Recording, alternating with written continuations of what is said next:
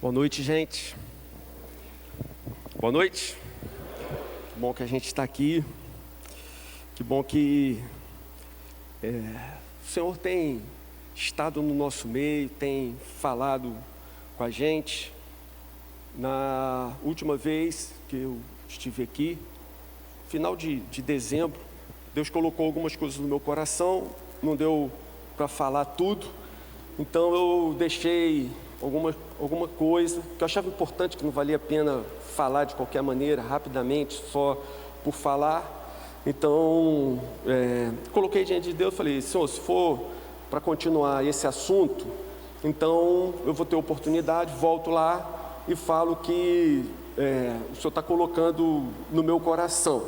Mas descansei, esperei e Deus abriu a porta, estamos aqui.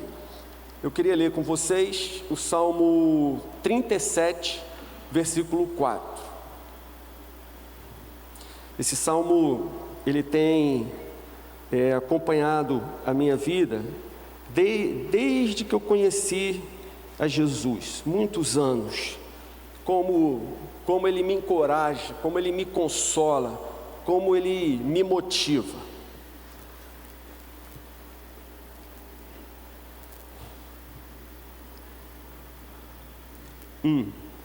Vocês acharam, gente? Faz o seguinte, antes da gente ler, dá uma olhada para a pessoa do seu lado, vê se você sabe o nome dela. Se não souber, você pergunta. E se você souber o nome dela, fala uma coisa boa para a vida dela aí. Vai lá.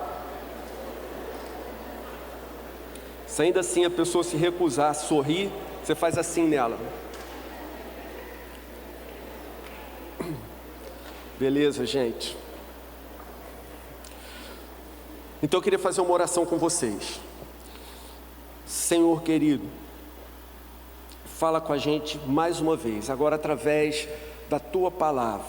Que o Senhor nos dê graça, que o Teu Espírito mais uma vez sopre sobre esse lugar, transformando os nossos corações, Senhor, mudando as nossas vidas.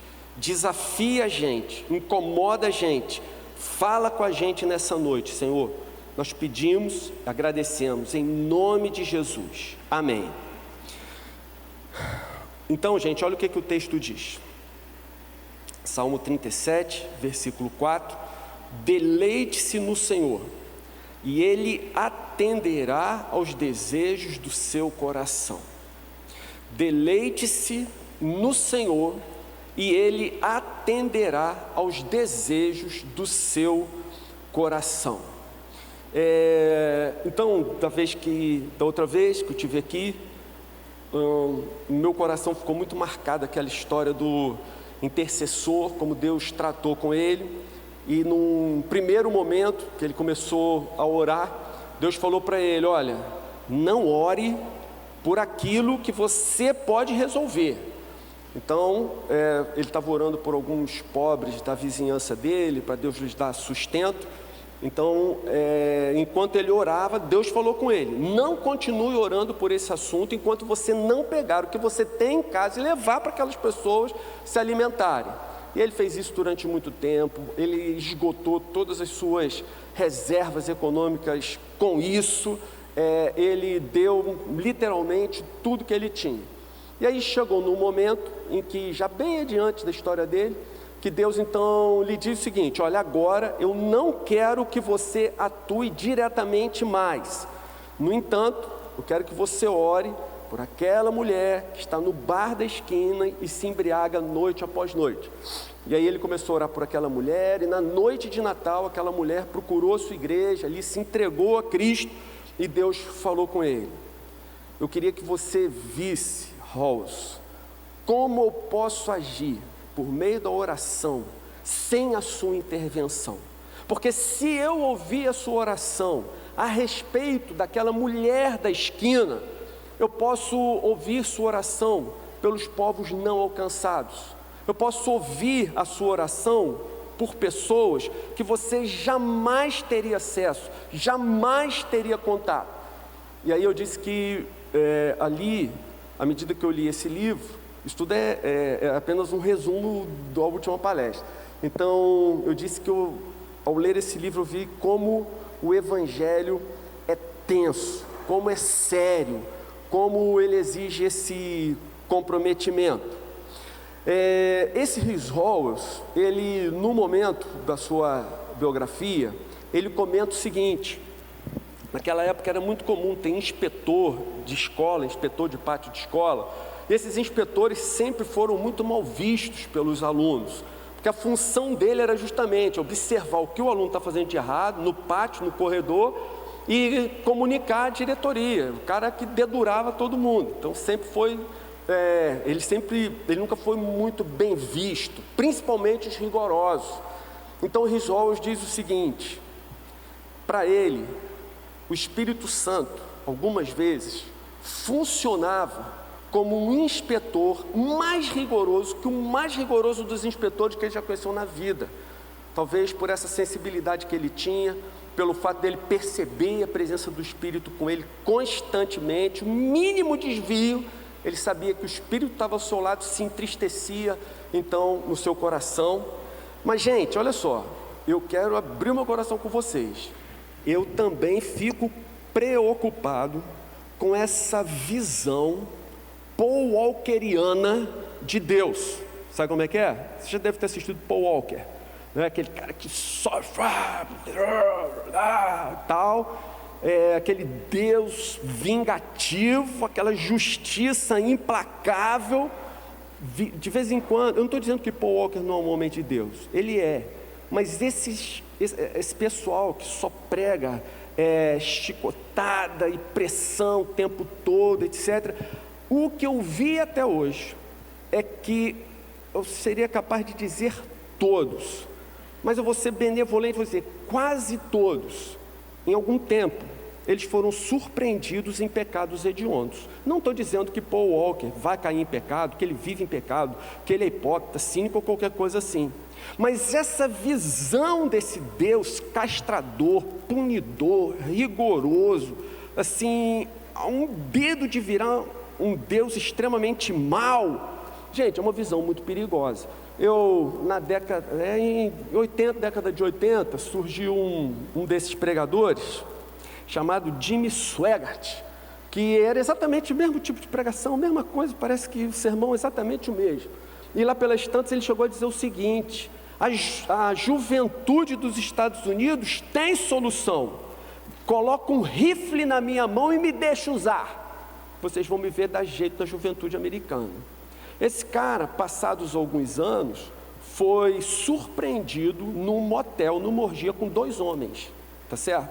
Então assim, é lógico que essa história ela é muito forte, ela é muito, talvez dramática para o que a gente está dizendo aqui, mas é verdade que o Espírito Santo acompanha a gente, se entristece no nosso pecado.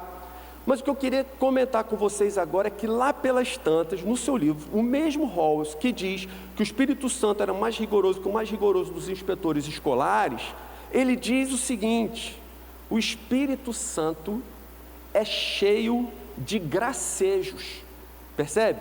Ele não era essa visão só castradora, ele sabia quem era o Espírito Santo, ele era amigo íntimo do Espírito Santo. Então ele percebia que às vezes o Espírito se entristecia seriamente com ele, mas em muitas ocasiões ele percebia o Espírito Santo até brincando com ele, zoando com ele, e ele descreve isso no seu livro. Ele via o Espírito também como um Deus alegre, feliz e plenamente satisfeito com ele mesmo. Então, gente, é verdade que o nosso Deus, ele é juízo, ele é fogo consumidor, e perto está o dia em que ele virá para julgar a todos, toda a terra, os que já vieram antes, os que estão hoje, os que virão depois. Mas esse Deus, ele é um Deus cheio de amor, ele é um Deus feliz, vocês percebem?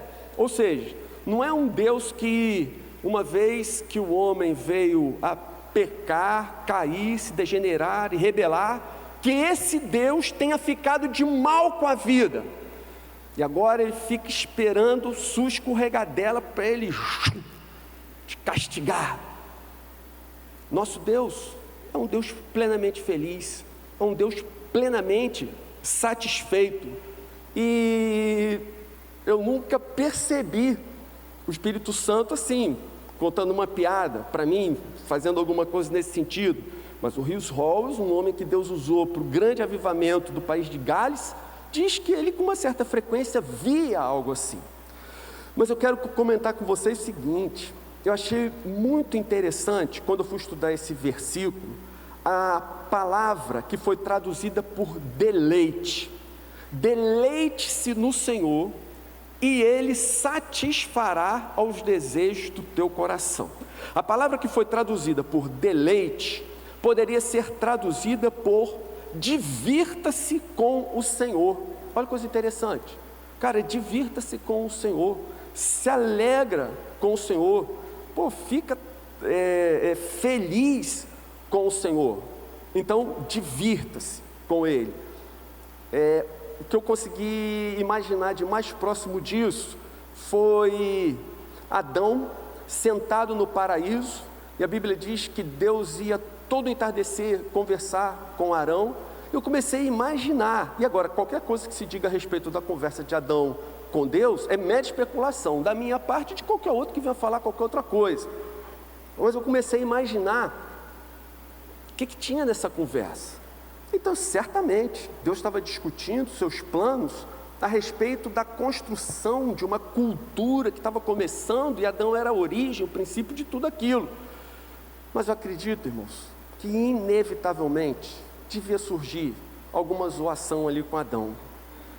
Não sei dizer que tipo, mas com certeza Deus devia abraçar Adão e os dois deviam rir muito juntos assistindo aquele pôr do sol. Uma outra tradução para a palavra deleite olha só essa expressão aqui: deixe-se mimar pelo Senhor. Deixe-se mimar pelo Senhor. E esse é mais um degrau que nós subimos na nossa caminhada cristã. Eu quero compartilhar com vocês algumas experiências desse sentido. A minha conversão foi através de um irmão gêmeo que eu tenho. Eu tenho um irmão gêmeo, não sei quantos de vocês sabiam disso. A gente sempre zoa um com o outro, que eu digo que ele ficou com dinheiro, ele tem uma situação financeira muito boa lá nos Estados Unidos, ele é diretor de uma empresa lá, e eu digo que você ficou com o sucesso financeiro, eu fiquei com a sabedoria. E aí ele responde dizendo que ele ficou com a beleza física e não sobrou nada para mim. Mas aí, enfim, quando a gente se encontra, a gente ainda discute esse assunto, a margem para divergência. Esse irmão gêmeo, quando nós tínhamos 15 anos de idade, ele tinha assim um grande anseio pelas coisas de Deus. E ele soube que havia um convento franciscano. Bom, uma síntese para quem não conhece a nossa história, né? Eu sou filho de pai judeu e mãe católica, mas a gente foi criado a maior parte do tempo no catolicismo com a minha mãe, até chegar à adolescência, que aí ninguém foi mais, só ela sozinha que ia. Então, esse meu irmão, ele leu sobre a história de São Francisco de Assis, soube que ficou muito impressionado com aquilo, soube que havia um convento em Porto Alegre, um convento franciscano, e aos 15 anos de idade, ele fugiu de casa para se internar nesse convento, fugiu mesmo. E a história foi mais ou menos assim. Nessa época, 14, 15, 16 anos, foi o início dos anos 70, para a gente era o início dos anos 70, era a época que a gente tinha cidade. Nessa época eu pegava onda, e pegar onda nessa época, início da década de 70, era bem diferente dos dias de hoje. No início da década de 70, não havia campeonato de surf. Se alguém falasse que queria ganhar dinheiro com surf, cara, era imediatamente assim, alijado. Surf não era para ganhar dinheiro, surf é uma filosofia de vida, percebe? Surf é uma coisa assim para você meditar, filosofar, se entregar com toda a sua alma, todo o seu coração. Então era aquela coisa assim que você achava que você estava quase levitando do surf. aquela filosofia. Se você quiser ter uma ideia de como era, eu não sei se você teve a oportunidade de assistir, no canal Off, está levando uma série, que já está reprisando já desde o ano passado, chamada 70 e tal. Gente, exatamente aquilo ali, 70 e tal, no canal Off, exatamente aquela ali é a nossa vida. A maioria daquele pessoal que aparece ali, eu conheci, uns poucos pessoalmente, a maioria com esse nome, tudo contemporâneo meu. Então, gente, o que acontece? 15 anos de idade, se aproximou um feriado de Semana Santa, e a minha praia favorita era o Peró, em Cabo Frio. Nessa ocasião, não tinha uma única casa no Peró. E a gente fazia assim, a gente soltava na rodoviária em Cabo Frio, ia andando com mochila e aquele troço todo, até o Peró, e montava a nossa barraquinha lá. Eu ia ia eu, meu irmão gêmeo, mais 2 primos, com idade bem próximas a nós, e a gente ficava lá então, pegando onda. Quando chegou nesse feriado de Semana Santa, nós fomos, ele falou que iria no dia seguinte, e ele saiu daqui para ir, quer dizer, ele saiu de casa, dizendo que iria se encontrar com a gente, só que ele não apareceu lá. E aí eles ligaram, a minha família ligou para o meu tio que morava em Cabo Frio para saber se ele tinha chegado, disse que não, ficou muito assustado, foram procurando em todos os lugares, até que descobriram que ele tinha ido lá para o Rio Grande do Sul se internar, então, num convento. Nessa época, essa questão do surf, né, que eu sei que tem muita gente aqui que gosta disso, naquela época, como eu disse, era bem diferente. Não tinha muita informação. Em 72, 73 começaram a chegar as primeiras revistas de surf aqui no Brasil, que era Surfing e Surfer, e a gente tinha que ir até uma banca na Praça Mauá, no Rio de Janeiro, para comprar essa revista.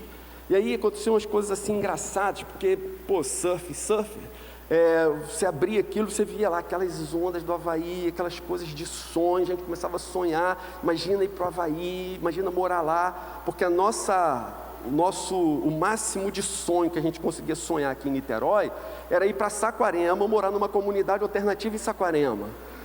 Agora, Havaí, gente, olha que coisa maravilhosa.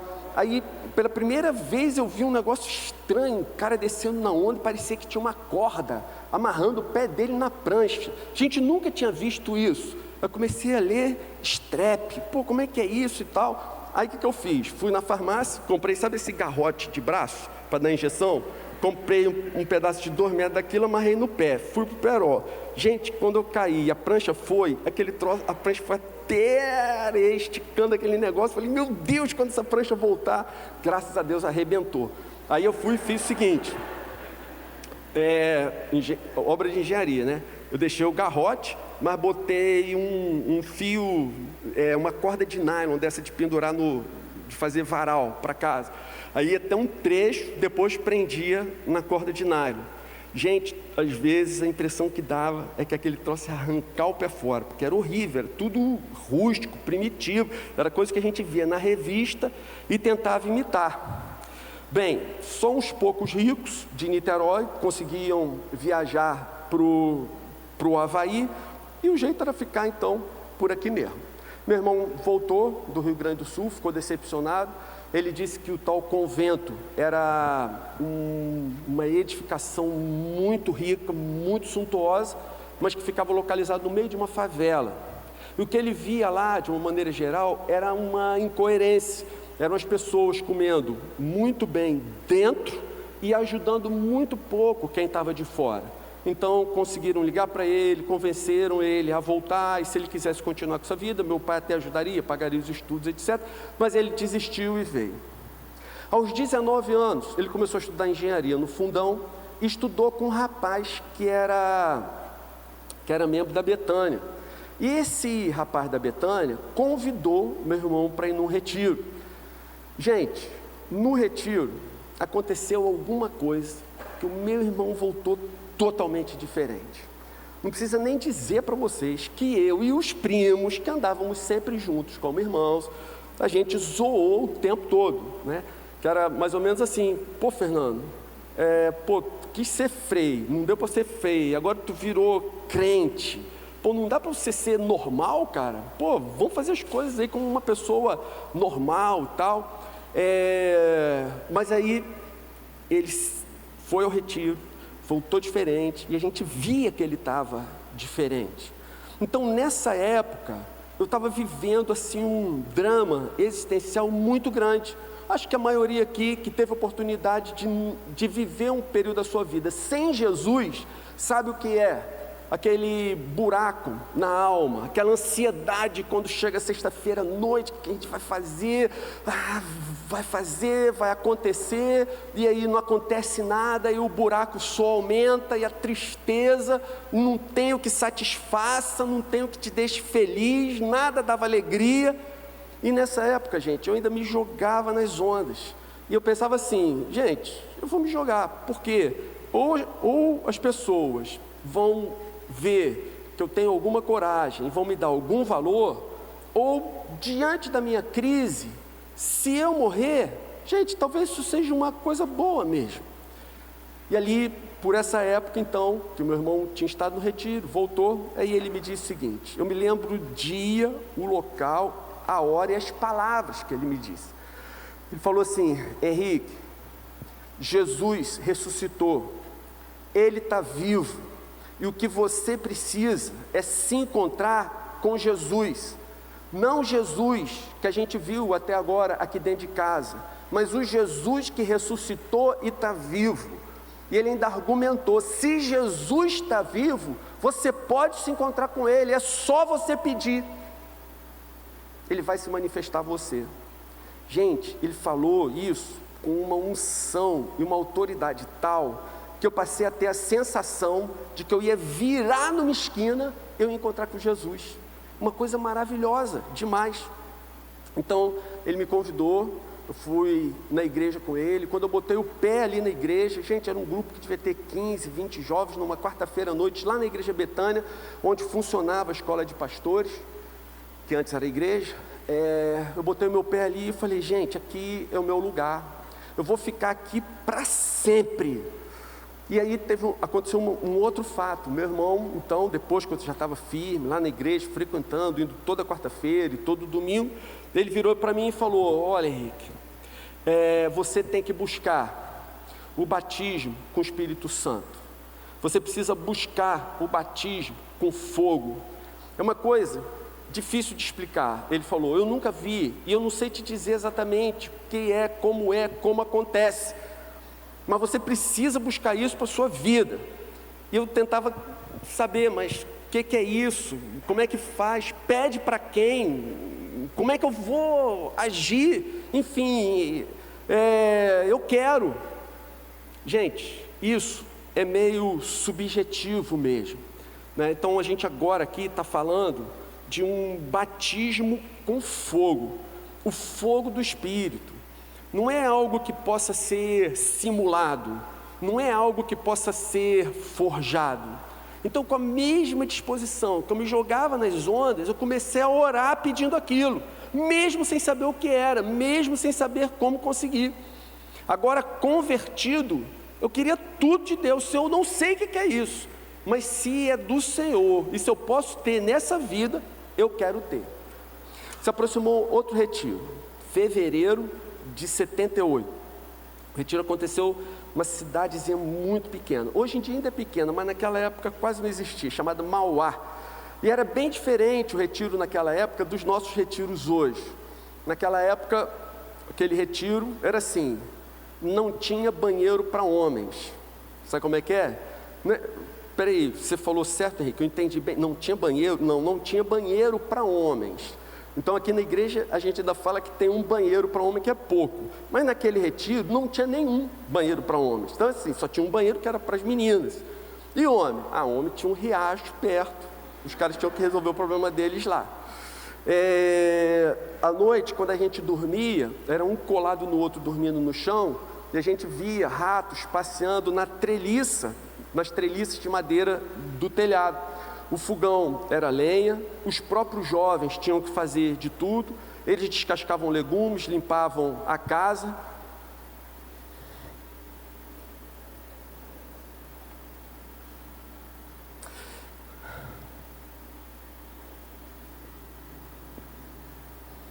Caiu um cisco aqui, peraí, gente. E a minha função era cortar lenha. Eu tinha que acordar às 5 horas da manhã para cortar lenha.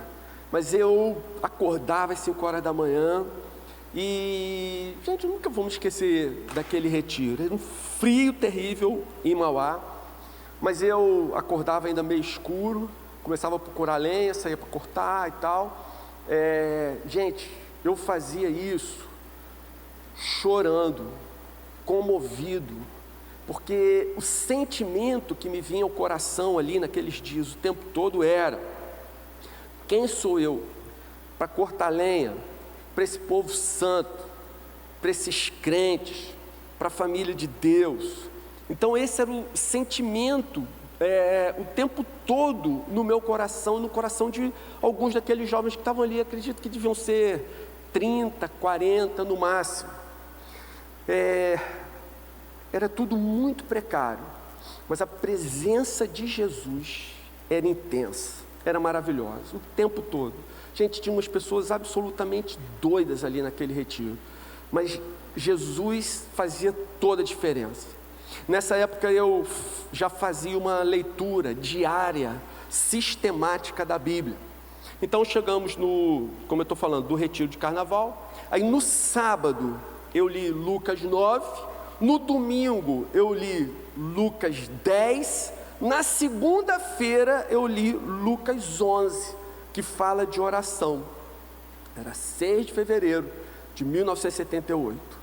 E ali, Lucas 11, segunda-feira, capítulo 11, versículo 9, Jesus diz: peçam e lhes será dado, busquem e encontrarão, batam e a porta lhes será aberta, pois todo o que pede recebe, o que busca encontra, e aquele que bate, a porta lhe será aberta.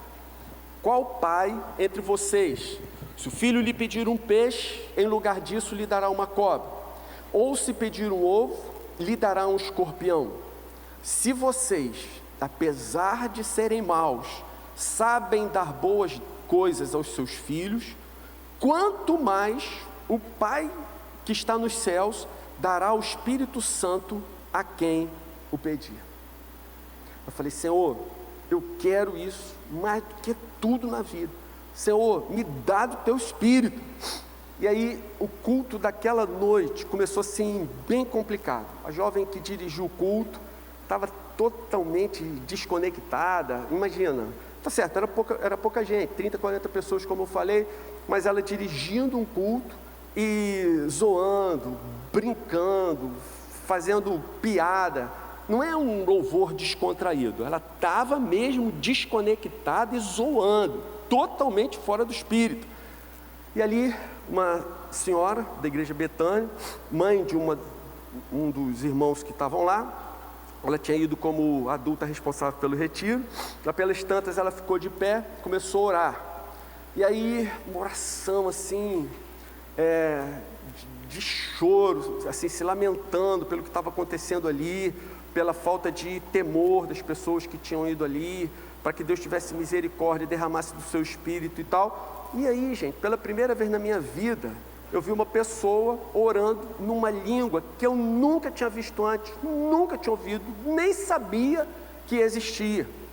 E aí ela começou a orar naquela língua, daqui a pouco ela começou a interpretar, e a essa altura todo mundo já estava de joelhos, ninguém ousava levantar os olhos, porque a presença do Senhor ali, gente, era densa, era uma coisa assim temível, era algo inexplicável.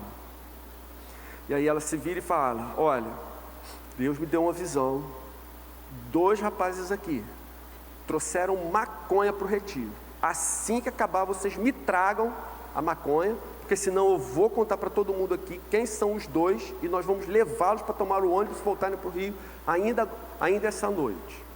Ela falou: olha, Deus mostrou ainda um casal que teve relação sexual aqui, um casal de namorados que teve relação sexual aqui no retiro. Assim que acabar a reunião, vocês me procurem, o casal, eu quero orar com vocês para Deus perdoar o pecado de vocês. E aí uma jovenzinha se volta para ela e fala assim, eu não vou citar nenhum dos nomes, porque algumas dessas pessoas ainda estão por aqui. Uma jovenzinha se volta para ela e fala assim, falou o nome, né? E disse assim, meus pais não são crentes, eles não queriam que eu viesse ao retiro, e eu temei com eles e vim, e eles acabaram de comprar um par de lentes de contato para mim, e eu perdi uma das 2 lentes, eles vão ficar indignados comigo. E aí essa senhora se vira e fala assim, fulano, vai lá fora agora, debaixo da árvore tal, tem uma pedra assim assado, pega uma lente de contato que está lá. E a jovem foi lá, pegou a lente de contato, voltou e trouxe para a menina. A partir desse momento, vários jovens começaram a orar em línguas, veio um temor profundo, e num instante assim, meio que de repente, sem muita explicação, ela se vira e fala o seguinte, olha, agora aqueles que receberão o batismo com o Espírito Santo, venham até aqui à frente que eu vou orar com vocês. Gente, eu achei que todos iriam se levantar. Se levantaram ali uns 6, 7, no máximo. Quando eu fiquei de pé, eu até perguntei assim, será que eu entendi o que é? Né, que eu achava assim, todos virão. Mas não, foram poucos. E aí eu fui, e quando aquela senhora colocou a mão em mim, e começou a orar por mim, gente, só quem passou por isso sabe explicar o que acontece. A sensação era assim, de que torrentes do amor de Deus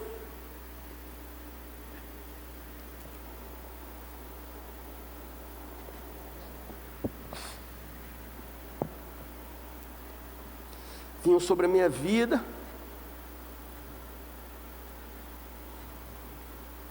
A sensação, gente, era assim, de que eu já tinha entrado no céu. Jesus estava ali.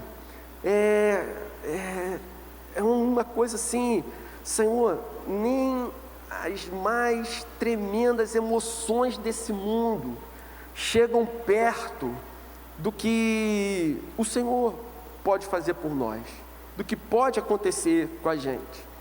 Então, essa foi a primeira e mais sublime experiência de que o Senhor, de fato, é fiel e cumpre as suas promessas. Que promessa? Deleite-se no Senhor, e Ele atenderá aos desejos do teu coração. Deleite-se no Senhor, e Ele atenderá aos desejos do seu coração.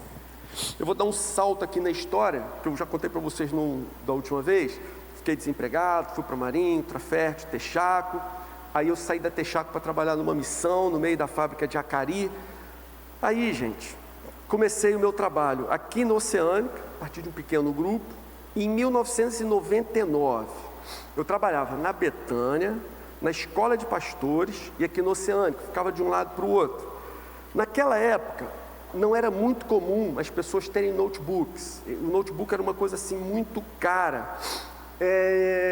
Mas eu me lembrava de toda a história do intercessor, eu falava assim, Senhor, o Senhor pode me dar.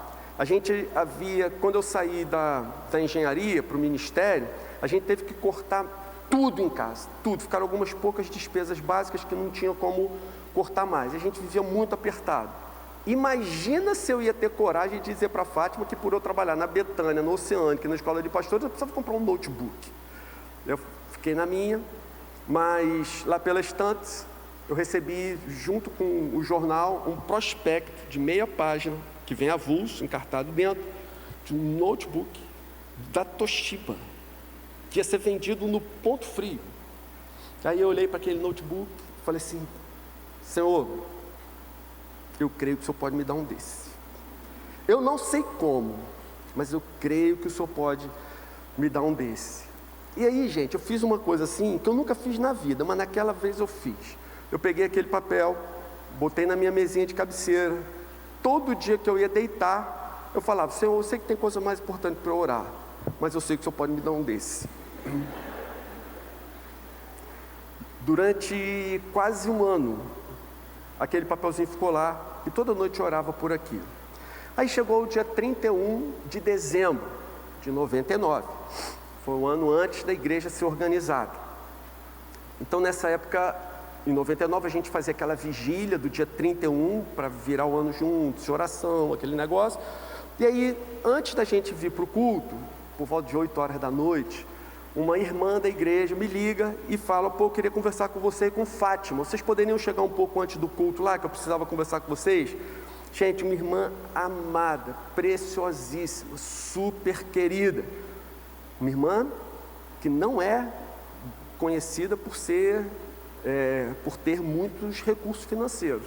Uma irmã muito simples, muito querida, muito envolvida com a igreja. Ninguém sabia de nada das minhas orações, nem Fátima sabia que eu orava por esse assunto, que eu guardava na minha mesinha de cabeceira tal, propaganda do Ponto Frio.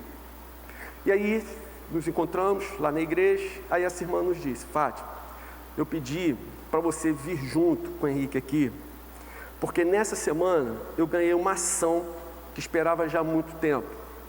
Quando eu saí do tribunal, eu passei em frente a uma loja de informática, parei para olhar a vitrine, e aí por alguma razão, eu estava parado ali e ouvi uma voz me dizendo: compra esse computador e dá para o seu pastor. Compra esse computador e dá para o seu pastor. E ali, gente, naquele dia, ela queria dizer na frente de Fátima que tinha sentido isso do coração, as intenções dela, que Deus tinha falado com ela. E o note que ela me deu de presente era muito melhor, incomparavelmente melhor do que o da propaganda pela qual eu orava. Então você percebe? Ninguém sabia de nada, mas quando a gente se rende a Deus e a gente deixa Ele ser o Senhor da nossa vida, Ele nos concede coisas tremendas, como o batismo com o Espírito Santo, que a gente está pedindo. Mas o Senhor também nos mima, até nos dando coisas que a gente poderia dizer que são supérfluas. Mas Ele é Pai e Ele gosta de também nos ver felizes. Se nós somos fiéis, se nós o amamos, se nós estamos nos esforçando para ter uma vida santa, se nós buscamos ser fiéis a Ele, o Senhor tem esse prazer. Então eu queria dizer para vocês, gente, é verdade. Deleite-se no Senhor e Ele atenderá aos desejos do seu coração. Mas alguns anos se passam. Eu sou muito amigo do pastor Marco Tristão, da Batista. De vez em quando a gente se encontra, faz um longo tempo que a gente não se encontra, mas a gente se encontrava com uma certa frequência. Um dia de semana eu estive lá, na igrejinha dele, lá conversando, sentamos no escritório dele, e aí eu vi na mesa dele um prospecto sobre um curso de liderança cristã nos Estados Unidos. Eu falei: pô, Marco, que curso interessante, muito legal. Ué, Henrique, faz aí. Eu falei: cara, você está doido? Um curso desse é uma fortuna, não tem nenhuma possibilidade de eu fazer. E ele falou assim: não, cara, esse curso, ele é bancado por ofertas generosas de cristãos norte-americanos. As ofertas que esses cristãos norte-americanos dão para esse curso, gente, é coisa assim, $500 mil, $1 milhão, para poder promover um curso desse. Cada aluno num curso desses custa, considerando passagem de avião, estadia, alimentação, são 30 dias de curso, material didático, os professores, etc. Cada aluno custa em média $10 mil. E eu falei para ele: Marco, eu não tenho nenhuma condição de fazer um negócio desse, mas se é assim...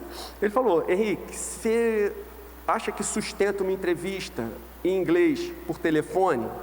Porque se você se inscrever, eles vão te ligar, eles vão te chamar. Eu falei assim: cara, meu inglês é péssimo, mas eu posso me arriscar. Eu falei: pô, como é que eu faço para me inscrever? Fui lá, sentei no computador, me inscrevi e fiz lá todo o processo, fiz a entrevista. Deus foi bondoso comigo. A entrevistadora perguntou: what's your name? Eu sabia responder: where do you live? Eu também sabia. Aí eu me senti o máximo. Falei assim: pô, meu inglês é fluente. Ela falou assim: poxa, você fala bem, não precisa nem continuar a entrevista. Falei: oh, praise the Lord, thank you. Aí, gente, fiz todo o processo de seleção e me chamaram. Sabe onde era o curso? Adivinha? Havaí. Lá fui eu, passar 30 dias no Havaí, com oferta dos cristãos americanos, e um dia tive a oportunidade. Lá prancha é alugado mais caro, é mais caro você alugar uma prancha do que você alugar um carro. Verdade, um carro você consegue alugar por 20 e poucos dólares por dia, e uma prancha de surf custa $40, um período.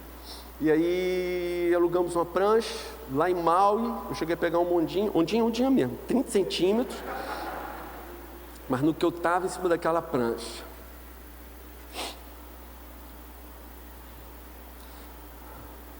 eu me lembrei de um versículo. Qual era o versículo? Deleite-se no Senhor, e Ele atenderá aos desejos do seu coração. Quando eu trabalhei na Texaco, eu tinha um desejo, assim, como que secreto no meu coração. A diretoria da Texaco, ela fica nos Estados Unidos. Ela teve até um problema lá, porque Texaco é Texas Company. Então a sede da Texaco original era no Texas Company. Eles mudaram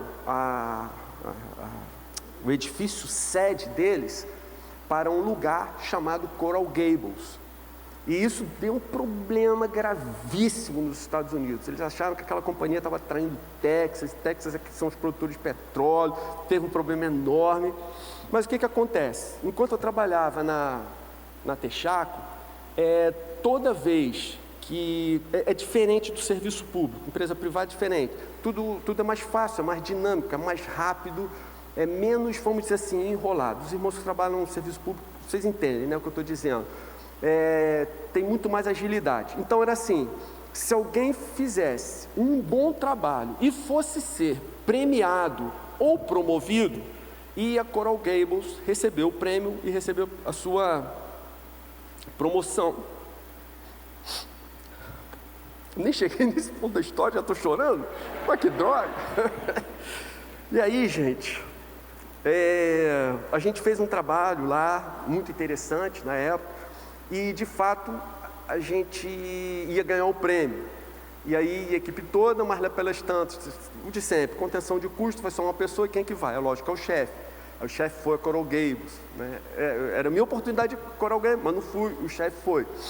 Gente, a gente convidou o Jay Bauman para dar uma palavra algum tempo aqui atrás na igreja. Jay Bauman, ele representa no Brasil, ele é um diretor no Brasil para uma rede de pastores chamada Atos 29. Você sabe que o livro de Atos dos Apóstolos termina no capítulo 28. Então, esse nome, Atos 29, significa que nós estamos dando continuidade a esse trabalho de pregação do Evangelho, de implantação do reino de Deus aqui na Terra. Então, essa rede Atos 29 é uma rede que a gente admira assim, já há algum tempo, desde 2009, desde 2010, são os pastores vinculados a essa rede, são pessoas seríssimas de Deus, têm a mesma teologia que a gente, eles têm a teologia reformada, são pessoas simples, humildes, amáveis, enfim, eu os admirava pelos livros, reportagens e fatos e notas que eu tomava conhecimento a respeito dessa rede lá nos Estados Unidos. Quando tive a oportunidade de conhecer o Jay Bauman, aqui agora já no Rio, a gente começou a se aproximar algum tempo atrás, e aconteceu, gente, fato assim, muito interessante. No ano passado, 2015, o Jay Bauman me falou: olha, Henrique, eu posso convidar um pastor do Brasil para ir a um encontro que vai acontecer em Miami, agora em 2015, que foi junho, se não me engano. Eu posso convidar um pastor do Brasil, todas as despesas são por conta do Atos 29. Ele falou assim: eu queria te convidar. e eu ficaria muito feliz se você fosse com a Fátima. Eu falei assim, pô, Jace, um privilégio para mim. Aí contei para ele, enfim, tudo isso que eu contei para vocês. Fomos, o encontro lá reuniu cerca de 600 pastores do mundo todo. Conheci um pastor da Turquia, que é um país muçulmano. Gente, eram uns testemunhos assim, muito fortes. A gente vê o que Deus tem feito ao redor do mundo nos dias de hoje. Enfim, foi maravilhoso ter participado de lá. Terminou, uma família da igreja que tem morado lá convidou a gente, cara, estica aí, passa uns dias aqui com a gente em casa. Pô, cara, mas a gente vai ser pesado. Não, vem, então tá bom, estamos indo. Aí fomos lá, passar uns dias com aquela família. E estando lá, um dia nós saímos, andamos lá umas poucas quadras, viramos numa outra avenida maior, mais movimentada, e aí me ocorreu de perguntar, onde nós estamos? Gente, você sabe onde nós estávamos? Adivinha? Coral Gables, em frente ao prédio da presidência da Texaco. E aí um versículo me veio à mente. Qual foi o versículo? Deleite-se no Senhor, e Ele atenderá aos desejos do seu coração. Gente, eu poderia passar a noite aqui contando experiências, coisas tremendas que o Senhor tem feito. Confesso que às vezes eu e Fátima conversamos em casa, e a gente fala, Henrique, eu fico com vergonha de contar tudo que Deus tem feito nas nossas vidas, porque dá a impressão que a gente está se vangloriando, tirando onda, ou querendo parecer que é alguma coisa. Mas, gente, sabe por que eu contei essas histórias para vocês hoje aqui? Para encorajar vocês a confiarem no Senhor. Eu queria encorajar vocês a continuarem buscando o Senhor com todas as suas forças. O que eu queria mostrar para vocês com essas experiências é que o nosso relacionamento com Deus, esse nosso vínculo com Deus, tem que ser alguma coisa que vai muito além de uma leitura sonolenta da Bíblia, do que uma oração de joelhos ali, com a mente divagando entre vários assuntos, ou da gente se achar um super-homem porque fez um jejum de um dia. Então a minha ideia de compartilhar isso com vocês é de reafirmar o que foi dito da outra vez, que a conversão, gente, é só o primeiro passo. Deus tem muito mais e coisas muito melhores para fazer nas nossas vidas. E vocês têm todo o tempo ainda pela frente para experimentarem coisas grandiosas, maravilhosas, tremendas, gloriosas da parte de Deus. Olha, não tenha medo de se entregar para o Senhor, não tenha medo de se render, não tenha medo de deixar que Jesus reine sobre a sua vida. Deixa Ele entrar, deixa Ele reinar, deixa Ele te mostrar o caminho que você precisa andar. Não se apegue aos seus planos, ou aquilo que você acha que seria melhor, mais benéfico, mais lucrativo. Gente, o Senhor tem muita coisa ainda para fazer em nossas vidas. Eu e Fátima, nossa família, nós tivemos problemas, gente, incontáveis. Mas eu quero dizer para vocês que a melhor coisa que nós já fizemos na vida foi deixarmos Jesus cuidar da gente. Experimente, olha o que o Senhor diz: deleite-se no Senhor, e Ele atenderá aos desejos do seu coração. E o versículo seguinte diz: entrega o seu caminho ao Senhor, confia nele, e o mais Ele fará. Entrega, se deleita, descanse, renda-se, experimente isso, percebe? É algo que vai muito além da nossa experiência religiosa, de se reunir por se reunir, de ler por ler, orar por orar. Não, é um desejo, um anseio, é um amor, uma paixão, uma sede insaciável Gente, eu não sei quais os planos que você tem feito para a sua vida, a respeito de família, a respeito de carreira, a respeito do seu futuro, mas eu quero garantir para vocês que o plano de Deus, pode ser igual, mas o plano de Deus é muito melhor. Deus tem o melhor para nós.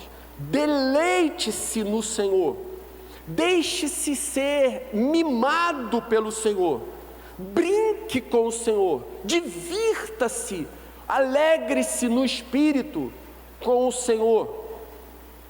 E aí, gente, a nossa vida vai ser completamente diferente.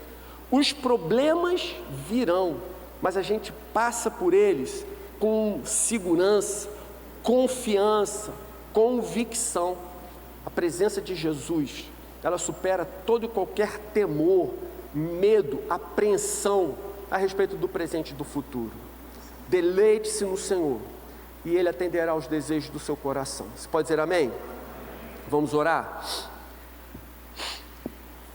Senhor querido, ajuda a gente a viver essa realidade. Queremos ver o Senhor como o Senhor é. Queremos nos deleitar em Ti, nos render completamente a Ti, queremos nos entregar a Ti. Então, Senhor, toma nossas vidas em Tuas mãos. Não permita que a gente se acomode a uma vida religiosa. Não permita que a gente se acomode, Senhor, a uma permanente mesmice, mas que o Senhor se revele dia a dia, mais e mais, a cada um de nós. Começar por mim, pela Fátima, nossa casa, todos aqui, Senhor. E agora que o retiro se aproxima, Senhor, que Tu batizes muita gente ali com o Teu fogo, com o fogo do Espírito, que o Senhor derrame do Teu poder, com graça, Senhor, com generosidade, em grande abundância. Completa essa obra na Igreja Oceânica. Faz, Senhor, levantar aqui uma nova geração, a geração oceânica, uma geração que ame mais o Senhor do que o seu próprio físico esculpido nas academias, uma geração que tenha mais prazer de se colocar na presença do Senhor do que vestir roupas finas da moda, uma geração que ame muito mais a presença de Deus do que os passeios nos shoppings. Que o Senhor levante aqui uma geração comprometida contigo, uma geração que vive bem, feliz, porque Jesus é o seu Senhor, é o Senhor que lhes dirige a vida, é o Senhor que lhes guia os passos, é o Senhor que mantém as suas mãos sempre estendidas sobre nós. Então, Senhor, recebe agora a nossa oração, nosso louvor e nossa adoração, em nome de Jesus. Amém.